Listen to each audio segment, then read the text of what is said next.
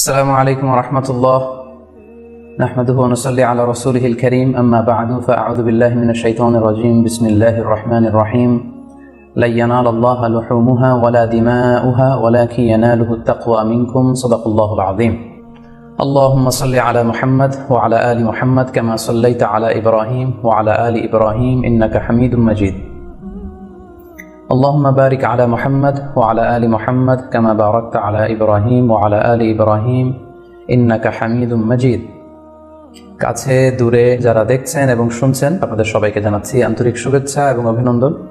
আহলান ওয়া সাহলান ওয়া মারহাবান বিকুম ফি হাদা লিকা আত-তাইয়িব আল মুবারাক। আশা করছি আল্লাহ তাআলার অশেষ মেহেরবানিতে আপনারা সবাই ভালো আছেন, সুস্থ আছেন। কামনা করি এবং দোয়া করি আল্লাহ তাআলা আপনাদেরকে ভালো রাখুক, সুস্থ রাখুক, সব ধরনের বিপদ থেকে আল্লাহ তাআলা আপনাদেরকে সেফ রাখুক, নিরাপদে রাখুক। এবং রব্বুল ইজ্জা ওয়াল জালালের দরবারে অসংখ্য শুকরিয়া জানাচ্ছি এজন্য যে আল্লাহ তাআলা আমাদেরকে যুল হিজ্জাহ জিলহজ মাসে উপনীত হওয়ার তৌফিক এনায়েত করেছেন। এবং আমরা জানি যে এই জিলহজের প্রথম দশক মানে প্রথম 10টি দিন খুবই গুরুত্বপূর্ণ 10টি দিন, আল্লাহ তাআলার কাছে খুবই পছন্দনীয় এই 10 দিনের আমলগুলো, এমনকি জেহাদের চাইতেও বেশি হাদিসে এসেছে। এবং কালামুল্লাহ মাজিদে আল কোরআন আল কারিমে আল্লাহ তাআলা এই জিলহজের প্রথম 10 দিনের শপথ করেছেন। এই 10 দিনের ইবাদত আল্লাহ তাআলার কাছে এত বেশি পছন্দনীয় হওয়ার কারণ হচ্ছে এই 10 দিনে আল্লাহ তাআলা উম্মাহাতুল ইবাদাত অর্থাৎ যত মৌলিক ইবাদত আছে সবগুলো মৌলিক ইবাদতের একটা সমন্বয় করেছেন জিলহজ মাসের এই প্রথম 10 দিনে, যেটা বছরের অন্য কোনো সময় কিন্তু পাওয়া যায় না।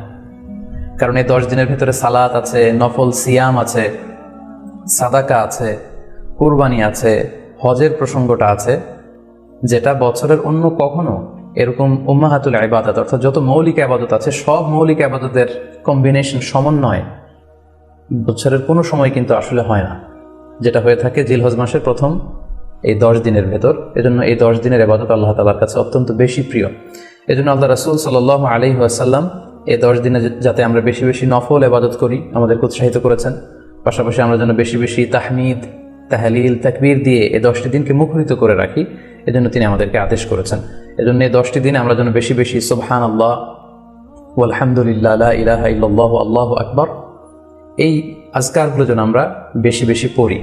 এবং আরাফাতের সিয়ামের ব্যাপারে আল্লাহ রাসূল সাল্লাল্লাহু আলাইহি ওয়াসাল্লাম আশা করেছেন যে 9 জিলহজের যে নফল সিয়ামটি অর্থাৎ আরাফার রোজা, এই আরাফার রোজা যে ব্যক্তি রাখবে আল্লাহ রাসূল সাল্লাল্লাহু আলাইহি ওয়াসাল্লাম বলেন যে আমি প্রত্যাশা করি এই সিয়ামের বদৌলতে বিগত একটি বছরের এবং সামনের একটি বছরের যত পাপ হবে এই পাপগুলোকে আল্লাহ তাআলা আমাদের জন্য ক্ষমা করে দিবেন। এবং জিলহজের 9 তারিখ ফজর থেকে কিন্তু আমাদেরকে ওয়াজিব তাকবীর পাঠ করতে হয়, আমরা জানি সেটা শুরু হয় আরাফার দিন ফজর থেকে। 9 তারিখ ফজর থেকে শুরু করে 13 তারিখ আসর পর্যন্ত এই তাকবীরগুলো প্রত্যেক সালাতের পরে পড়া আমাদের জন্য আবশ্যক। আমরা যেন এই নফল আজকারগুলো, এই নফল তাকবীরগুলো যাতে আমরা বেশি বেশি করে দেই। এবং যারা কুরবানি করার জন্য ইচ্ছা পোষণ করেছেন তারা যেন এই 10 দিনের আগেই তাদের মাথার চুল এবং নখ কেটে পরিচ্ছন্ন হয়ে যান। এবং জিলহজের এই 10 দিনে তারা যাতে মাথার চুল না কাটে এবং হাতের নখ না কাটে, এই মর্মে আল্লাহ রাসূল সাল্লাল্লাহু আলাইহি ওয়াসাল্লাম আমাদেরকে গাইডলাইন দিয়েছেন। সব মিলে আল্লাহ তাআলার কাছে এই 10টি দিনের ইবাদত খুবই প্রিয়। এমনকি হাদিসে এসেছে, যেটা আমরা বললাম যে জেহাদের চাইতেও বেশি প্রিয়। এজন্য এই সুবর্ণ সুযোগটুকুন যেন আমরা কখনোই মিস না করি। তাই আমাদের সাধ্যমতো আমরা যেন বেশি বেশি নফল ইবাদত করি। আমরা যেন সুযোগ হলে পুরো 10 দিন ব্যাপী আমরা চাইলে নফল সিয়াম রাখতে পারি, আমরা বেশি বেশি কোরআন তেলাওয়াত করতে পারি, বিশেষ করে তাহমিদ, তাহলিল এবং তাকবীর, আলহামদুলিল্লাহ, লা ইলাহা ইল্লাল্লাহ, আল্লাহু আকবার, এই জিকিরগুলো, এই আজকারগুলো পড়ে পড়ে যেন আমরা এই 10টি দিনকে মুখরিত রাখি। আল্লাহ তাআলা জিলহজ মাসের যে মাহাত্ম্য এবং বারাকা তিনি আমাদের জন্য দিয়েছেন এগুলো যেন আমরা বেশি বেশি হাসিল করতে পারি। আমিন ইয়া রাব্বাল আলামিন। সম্মানিত সুধী, আমি রিকোয়েস্ট করব আপনারা এই লাইভটি শেয়ার করে দিবেন। আমরা আজকে কুরবানি নিয়ে কিছু কথা শেয়ার করবার চেষ্টা করবো ইনশাআল্লাহ। কুরবানির প্রসঙ্গটা আসলেই আমাদের স্মৃতির মানসপটে আমাদের ইব্রাহিম আলাইহিস সালাম এবং ইসমাঈল আলাইহিস সালামের যে কুরবানি, ওনাদের যে আত্মত্যাগ, এই দৃশ্যপটটি কিন্তু আমাদের চোখের সামনে ভেসে ওঠে। আমরা জানি যে ইব্রাহিম আলাইহিস সালাম আল্লাহ তাআলার সন্তুষ্টির জন্য স্বীয় পুত্র ইসমাঈল আলাইহিস সালামকে কুরবানি করতে চেয়েছিলেন। এবং সেই প্রসঙ্গ থেকেই কিন্তু আমরা প্রতি বছর জিলহজের 10 তারিখে কুরবানি করে থাকি। এবং এই দৃশ্যটি আল্লাহ তাআলার কাছে এতই ভালো লেগেছিল, এই আত্মত্যাগের দৃশ্যকে আল্লাহ তাআলা স্মরণীয় করে রাখবার জন্য কিয়ামত পর্যন্ত সব বিশ্বাসীদের জন্য এই জিলহজের একই টাইমে, জিলহজের 10 তারিখে কুরবানি করাটাকে আল্লাহ তাআলা আমাদের উপর অবধারিত করে দিয়েছেন। এই বিষয়টি সূরাতুস সাফফাতের 105 নম্বর আয়াতে আল্লাহ তাআলা এভাবে ইরশাদ করছেন, ফালাম্মা বালাগা মাআহু সা'য়া ক্বালা ইয়া বুনাইয়া ইন্নী আরা ফিল মানামি আন্নী আযবাহুক ফানজুর মাযা তারা।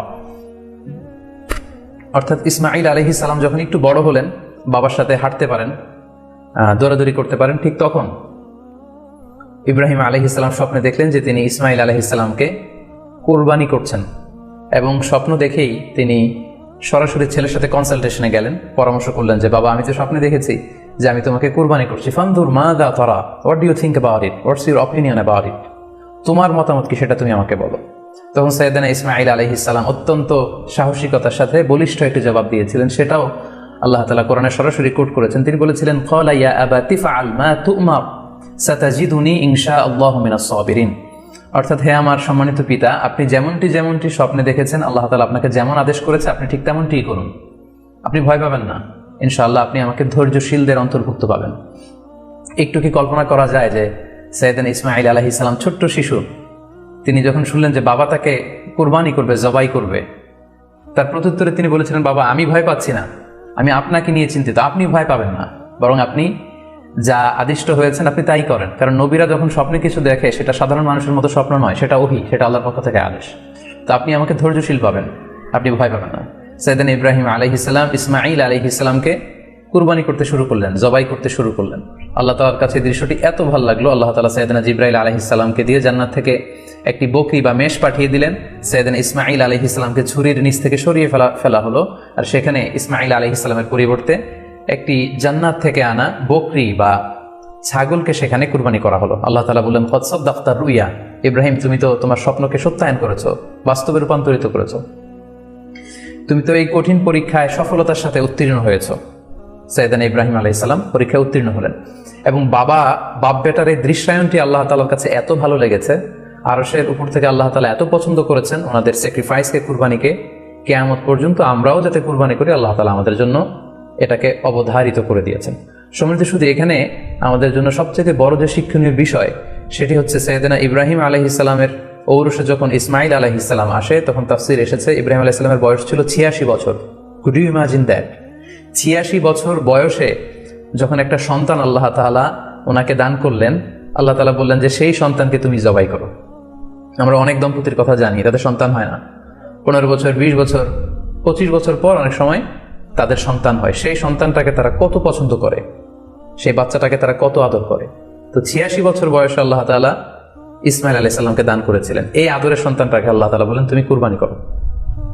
কারণ এই বয়স্ক অবস্থায় যখন ইব্রাহিম আলাইহিস সালাম ইসমাঈল আলাইহিস সালামকে পেয়েছিলেন, তখন তিনি হৃদয়টাকে উজাড় করে দিয়ে নিজের ছেলেটাকে ভালোবাসতে শুরু করলেন, এবং হৃদয়ের ভালোবাসার জায়গাটার মধ্যে যে সিংহাসন, সেই সিংহাসনে তিনি ইসমাঈলকে বসিয়েছিলেন।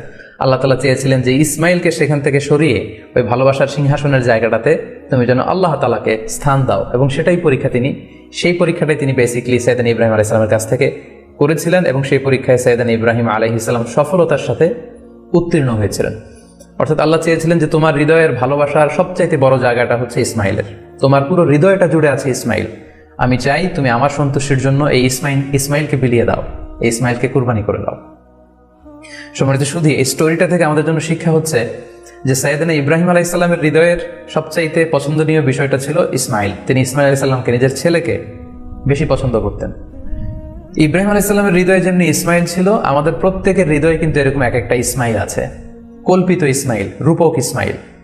আমাদের কারো হৃদয়ের ইসমাঈল হচ্ছে আমাদের টাকা পয়সা, আমাদের কারো হৃদয়ের ইসমাঈল হচ্ছে আমার ব্যাংক ব্যালেন্স, আমাদের কারো হৃদয়ের ইসমাঈল হচ্ছে আমার দামি গাড়ি, আমাদের কারো হৃদয়ের ইসমাঈল হচ্ছে আমার দামি গাড়ি, আমাদের কারো হৃদয়ের ইসমাঈল হচ্ছে আমাদের যশ, খ্যাতি, আমাদের ক্ষমতা, প্রতিপত্তি, এগুলো। আল্লাহ তাআলা চান আমাদের প্রত্যেকের যার যার হৃদয়ের ইসমাঈল যেটা, সেটাকে আমরা আল্লাহ তাআলার সন্তুষ্টির জন্য উৎসর্গ করতে পারবো কিনা, আল্লাহ তাআলার খুশির জন্য, সেরেফ শুধুমাত্র আল্লাহ তাআলার জন্য আমার হৃদয়ের ইসমাঈলটাকে আমি স্যাক্রিফাইস করতে পারবো কিনা। এই শিক্ষাটা দেওয়ার জন্যই বেসিক্যালি আল্লাহ তাআলা এই কুরবানিকে আমাদের জন্য প্রেসক্রাইব করেছেন।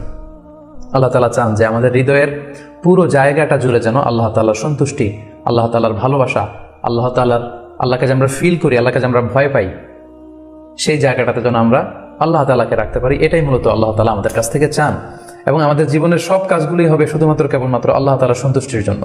এজন্য বিশ্বনবী সাল্লাল্লাহু আলাইহি ওয়াসাল্লামকে কিন্তু আল্লাহ রাব্বুল আলামিন শিখিয়ে দিয়েছেন যে কুল ইন্না সলাতি ওয়া নুসুকি ওয়া মাহইয়ায়া ওয়া মামাতি লিল্লাহি রাব্বিল আলামিন। হে নবী, আপনি বলুন যে আমার নামাজ, আমার কুরবানি, আমার জীবন, আমার মরণ সবটাই তো আল্লাহর জন্য। তাই আমাদের হৃদয়ে যদি আমরা আল্লাহকে স্থান দিতে পারি, আমাদের সব কিছু, সাইয়েদনা ইব্রাহিম আলাইহিস সালাম যেমনি নিজের প্রিয় পুত্র সন্তানকে কুরবানি করেছিলেন, ঠিক তেমনি ভাবে আমাদের হৃদয়ের ইসমাইলটাকেও যদি আমরা আল্লাহ সন্তুষ্টির জন্য স্যাক্রিফাইস করতে পারি, কুরবানি করতে পারি, তাহলেই কিন্তু এই কুরবানির শিক্ষাটা আমাদের জন্য বাস্তবায়িত হবে বা সফল হবে। এবং এই শিক্ষাটা দেওয়ার জন্য আল্লাহ তাআলা এই কুরবানির বিধানকে আমাদের জন্য জারি করেছেন, যে আমাদের হৃদয়ে শুধু আল্লাহ তাআলার ভয় থাকবে। এবং এই যে আমরা কুরবানি করবে, কুরবানির রক্ত, গোশত, চামড়া কোনোটাই কিন্তু আল্লাহ তাআলার কাছে পৌঁছে না, পৌঁছে হচ্ছে আমাদের হৃদয়ের ভয়, তাকওয়াটা আল্লাহ তাআলার কাছে পৌঁছে। সূরাতুল হজ্জের 37 নম্বর আয়াতে আল্লাহ বলছেন, লা ইয়ানালাল্লাহা লুহুমুহা ওয়ালা দিমাউহা ওয়ালাকি ইয়ানালুহুত তাকওয়া মিনকুম। এই কুরবানির রক্ত, কুরবানির গোশত এগুলো তো আল্লাহর কাছে পৌঁছে না, আল্লাহর কাছে পৌঁছে হচ্ছে তোমাদের তাকওয়া। আমরা কতটা ইখলাসের সাথে, কতটা আন্তরিকতার সাথে, কতটা আনুগত্যের সাথে আমাদের সম্পদ, আমাদের নিজেদেরকে আমরা আল্লাহর কাছে সুপর্দ করতে পেরেছি, আমরা কতটা আল্লাহর সমর্পিত বান্দা হতে পেরেছি, এটাই হচ্ছে এই কুরবানির শিক্ষা, যেটা সাইয়েদনা ইব্রাহিম আলাইহিস সালাম গোটা বিশ্ববাসীর জন্য নিদর্শন এই ঘটনার মধ্য দিয়ে কিন্তু আমাদের জন্য রেখে গিয়েছেন। তাই আমরা এই কুরবানির মধ্য দিয়ে এটা যেন ফিল করি যে আমাদের সবটুকু আমরা আল্লাহর জন্য বিলিয়ে দিতে প্রস্তুত আছি। সম্মানিত, শুধু এই কুরবানির দিনে ইয়াউমুন নাহারে বা 10 জিলহজে আমরা যে কুরবানি উদযাপন করবো, ঈদুল আজহা উদযাপন করবো, এই দিনের সবচাইতে প্রিয় আমল হচ্ছে আল্লাহ তাআলার কাছে পশু জবাই করে, যেটা আমরা বলেছি ইব্রাহিম আলাইহিস সালামের সেই ঘটনার, সেই দৃশ্যায়নের পুনরাবৃত্তি আল্লাহ তাআলা সেটা দেখতে চান। আমরা পশু জবাই করে রক্ত প্রবাহিত করে দেয়, এটা আল্লাহ তাআলার কাছে খুবই পছন্দনীয়।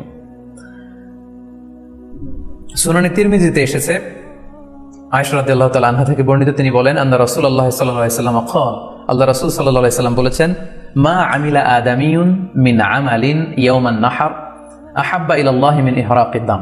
অর্থাৎ ইয়াউমুন নাহারে 10 জিলহজে পশু কুরবানি দিয়ে সে পশুর রক্ত প্রবাহিত করে দেওয়ার চেয়ে শ্রেষ্ঠ কোনো আমল আর আল্লাহর কাছে হতে পারে না, এর চেয়ে কোনো প্রিয় আমল আল্লাহর কাছে নেই। তার মানে কুরবানির দিনে সবচাইতে প্রিয় আমল, আল্লাহর কাছে পছন্দনীয় আমল হচ্ছে কুরবানি করা। তাই আমাদের যাদের সাধ্য আছে আমরা যেন বেশি বেশি কুরবানি করি। সম্মানিত, শুধু আমরা জানি যে এই কুরবানিকে আল্লাহ তাআলা আমাদের উপর আবশ্যক করেছেন। কুরবানির হুকুম সম্পর্কে যদি বলি তাহলে বলবো যে এটা ওয়াজিব হানাফি স্কুল অফ থট অনুযায়ী, কিন্তু অন্যান্য মাযহাবে এটাকে সুন্নাতে মুআক্কাদা বলা হয়েছে। মেজরিটি স্কলাররা, জুমহুরুল ফুকাহা, ইমাম শাফিঈ, আহমদ এবং ইমাম মালিকদের মতে, তাদের মতে এটা হচ্ছে সুন্নাতে মুআক্কাদা। কিন্তু হানাফি মাযহাবে এই কুরবানি করা হচ্ছে ওয়াজিব। যেহেতু আমরা আমাদের বাংলাদেশে বেশিরভাগই হচ্ছে হানাফি মাযহাবের অনুসারী, সো এটা কিন্তু আমাদের জন্য অবধারিত। যাদেরকে আল্লাহ তাআলা সম্পদ দিয়েছেন, টাকা পয়সার মালিক বানিয়েছেন, স্বাবলম্বী করেছেন, আমাদের প্রত্যেকের উপর কিন্তু এই কোরবানি করাটা ওয়াজিব। যেহেতু কোরবানি একেবারে আমাদের সন্নিকটে, সো এই কোরবানি নিয়ে আমাদের মধ্যে অনেক ধরনের প্রশ্ন রয়েছে। এবং বিগত কয়েকদিন ধরে আমার ফেসবুক পেজের বিভিন্ন স্ট্যাটাসে, আমার মেসেজ অপশনে অনেক ভাই, দিনী ভাই এবং বোনেরা অনেক প্রশ্ন করেছেন। আসলে এতগুলো প্রশ্নের উত্তর আসলে আমাদের পক্ষে করা সম্ভব হবে না। সেখান থেকে খুবই কন্টেম্পোরারি, খুবই রেলেভেন্ট, প্রাসঙ্গিক 2-1টি প্রশ্নের ব্যাপারে আলোচনা করে আমরা আজকে সংক্ষিপ্ত লাইভটি শেষ করবো ইনশাআল্লাহ। খুব বেশি যে প্রশ্নটি করা হয়েছে সেটি হচ্ছে, জানতে চাওয়া হয়েছে 7 ভাগে কুরবানি করা যাবে কিনা। এই ধরনের প্রশ্ন কিন্তু আমরা আগে শুনতাম না।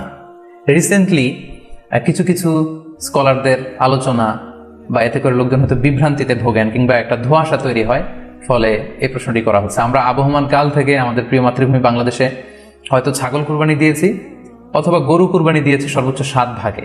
সো এটা আমাদের সবার কাছে জানা ছিল, এ নিয়ে আগে সংশয় ছিল না। ইদানিংকালে অনেকের মধ্যে এই বিষয়ে সংশয় জেগেছে। কেউ কেউ বলে থাকেন যে ভাগে যদি কুরবানি দেওয়া হয় 7 জনে মিলে, গরুতে বা মহিষে বা উটে, এই ভাগে কুরবানি হবে না, এটা অনেকে বলে থাকেন। এই কথাটি আসলে ঠিক নয়।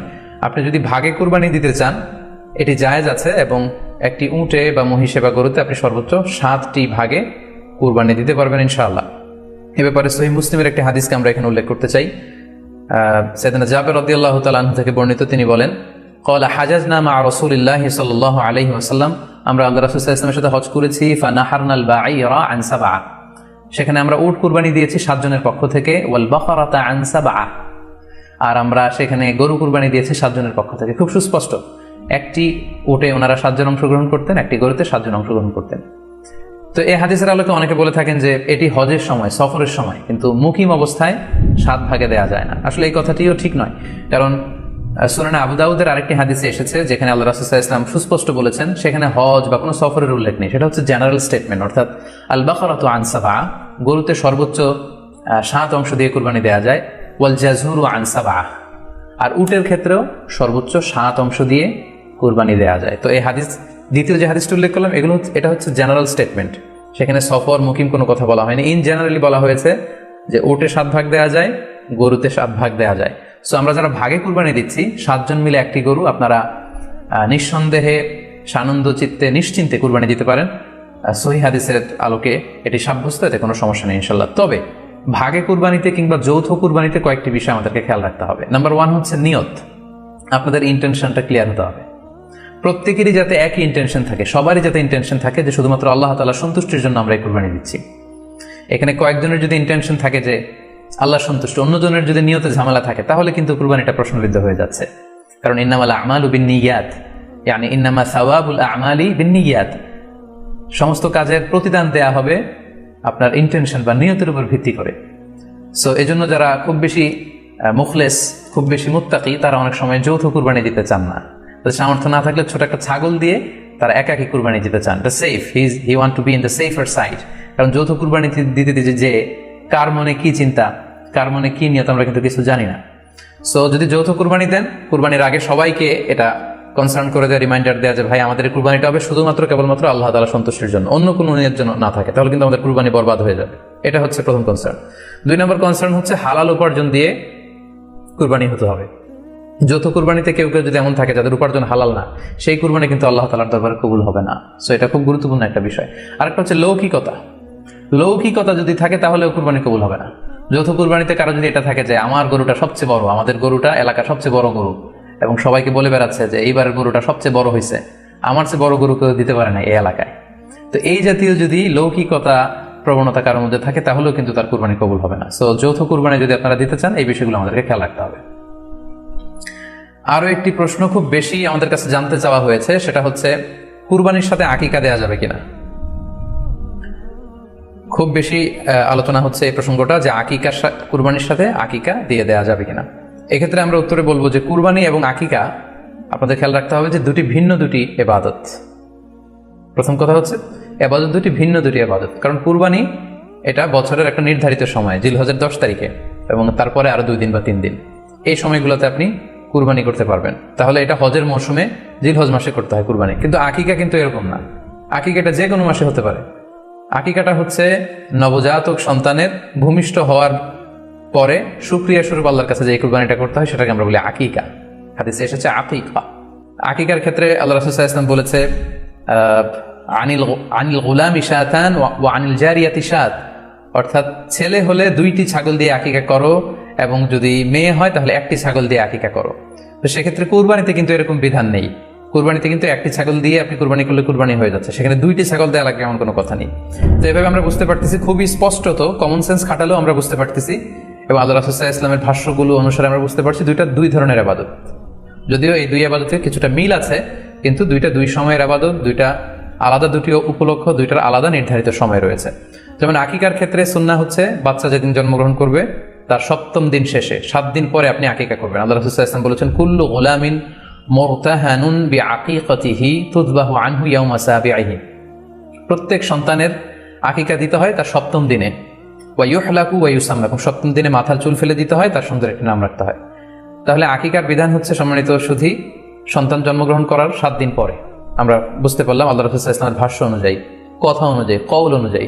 এবার যদি আমরা আল্লাহ রাসূল সাল্লাল্লাহু আলাইহি ওয়াসাল্লামের আমল দেখি, ওনার ব্যক্তিগত আমল কি ছিল, সেক্ষেত্রে আমরা সহিহ ইবনে হিব্বানের একটা হাদিস উল্লেখ করব, যেটিকে ইবনে হাজার আল আসকালানী উনি ওনার ফাথুল বারিতে সহিহ হিসেবে উল্লেখ করেছেন। আয়েশা রাদিয়াল্লাহু তাআলা আনহার বর্ণনা, তিনি বলেন যে আক্কা রাসূলুল্লাহ সাল্লাল্লাহু আলাইহি ওয়াসাল্লাম আনিল হাসানি ওয়াল হুসাইনি ইয়াউমা সাবিঈ ওয়া সাম্মাহুমা। আল্লাহ রাসূল সাল্লাল্লাহু আলাইহি ওয়াসাল্লাম নিজে ওনার দৌহিত্র অর্থাৎ ওনার নাতি হাসান এবং হুসাইনের আকিকা নিজে করেছেন 7ম দিনে, এবং 7ম দিনে তাদের নাম রেখেছেন। একজনের নাম রেখেছেন হাসান, আরেকজনের নাম হুসাইন। অর্থাৎ হাসান রাদিয়াল্লাহু আগে জন্মগ্রহণ করেছিলেন, ওনার চেয়ে ছোট ছিল হোসেন, উনি পরে জন্মগ্রহণ করেছেন। তো ওনাদের জন্মের পরে 7 দিন পরে আল্লাহ রাসূল সাল্লাল্লাহু আলাইহি ওয়াসাল্লাম ওনাদের আকিকা দিয়েছিলেন, এবং 7ম দিনে উনি আকিকাও দিয়েছেন এবং তাদের নামও রেখেছেন। তাহলে আল্লাহ রাসূল সাল্লাল্লাহু আলাইহি ওয়াসাল্লামের কওলি হাদিস, ওনার ভাষ্য মতে আমরা জানলাম, উনি বলেছেন 7ম দিনে আকিকা দিতে হয়, এবং ওনার ব্যক্তিগত আমল থেকে আমরা জানতে পারলাম যে উনি ওনার 2 নাতির আকিকা দিয়েছেন 7ম দিনে এবং নাম রেখেছেন। তাহলে এ থেকে আমরা সুস্পষ্ট বুঝতে পারি যে আকিকা দিতে হয় সন্তান জন্মগ্রহণ করার 7 দিন পর, 7ম দিনে। যদিও তাবারানীতে আরেকটি হাদিস এসেছে যেখানে বলা হয়েছে যে আকিকা 7ম দিনেও দেওয়া যায়, 14তম দিনে দেওয়া যায়, 21তম দিনে দেওয়া যায়। যদি 7ম দিনে কেউ দিতে না পারে কোনো কারণে তাহলে 14তম দিন, না পারলে 21তম দিন। তাহলে সুস্পষ্টভাবে উল্লেখ আছে যে আকিকার সময়সীমা 7ম দিনের কথা আমাদেরকে বলা হয়েছে। তো সেক্ষেত্রে আপনার সন্তান জন্মগ্রহণ করলে আপনি শুকরিয়া স্বরূপ কুরবানি করবেন, আত্মীয় স্বজনকে খাওয়াবেন, আকিকার গোশত নিজেরাও খাবেন। তো এটা যদি আপনি কুরবানির জন্য রেখে দেন তাহলে তো সন্তান দুনিয়াতে আসার এই আনন্দটা থাকে না। একজন যখন সন্তান পায় সে কেমন যেন আকাশের চাঁদ হাতে পায়। তো তখন তার 7 দিনের মধ্যে যে আনন্দটা থাকে, ওই দিন তার নাম রাখা হবে, আত্মীয় স্বজনরা আসবে, বাচ্চাকে দেখবে, দোয়া করবে, তখন আকিকা করে গোশত নিজে খাবেন, আত্মীয়দের খাওয়াবেন, পাড়া প্রতিবেশীদেরকে দিবেন। এটা হচ্ছে সন্তান ভূমিষ্ঠ হওয়ার উপলক্ষকে কেন্দ্র করে এই আকিকা। সো এটাকে কুরবানির সাথে মিক্স আপ করার কোনোই প্রয়োজন নেই। এবং এক্ষেত্রে সুস্পষ্ট গাইডলাইন হচ্ছে যে 7ম দিনে আকিকাটা দিতে হয়। সো আমরা যেন 7ম দিনে আকিকাটা দেই।